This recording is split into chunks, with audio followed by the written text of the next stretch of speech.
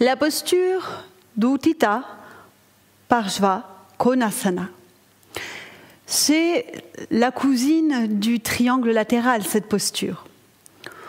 Utthita Parshva Konasana, c'est l'angle en position latérale.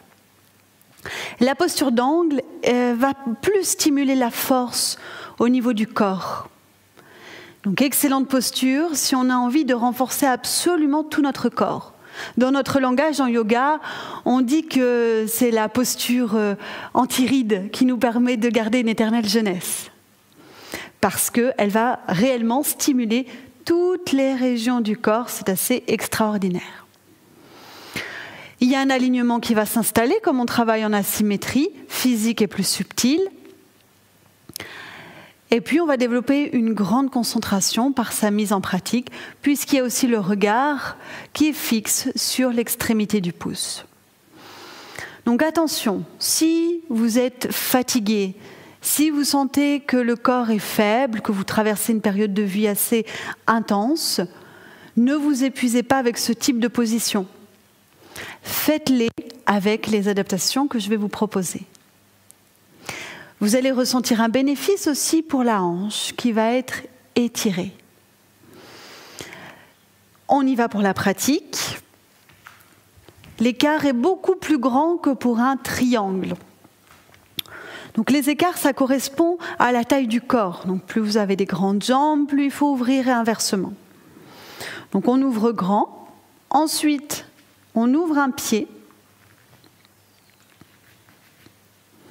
On plie la jambe du pied qui est ouvert et vous voyez déjà au niveau de l'angle, kona veut dire angle, l'angle que l'on forme, il est ici, au niveau du genou. La cuisse, elle doit être parallèle au sol. On vient poser sa main derrière, talon-main contre talon-pied. On a l'épaule et le genou en contact.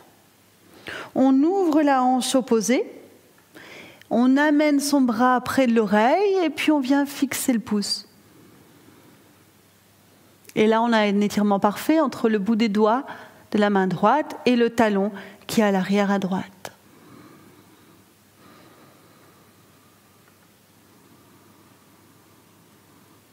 Donc l'axe au niveau pied, jambe droite et puis main, bras droit, c'est un axe diagonal.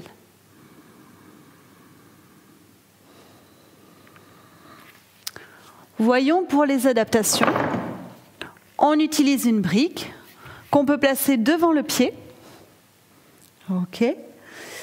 Et le bras, il peut être soit à la verticale, dans ce cas-là on fixe le pouce, soit main dans le dos, on fixe son épaule. Et si ça crée une tension dans la nuque de fixer l'épaule, eh bien on va venir regarder vers le bas. Il est tout à fait possible de travailler aussi avec la chaise. Donc au lieu de mettre main sur brique, on met la chaise au-dessus du pied et on pose la main dessus. Et là, l'adaptation est correcte pour tout le monde.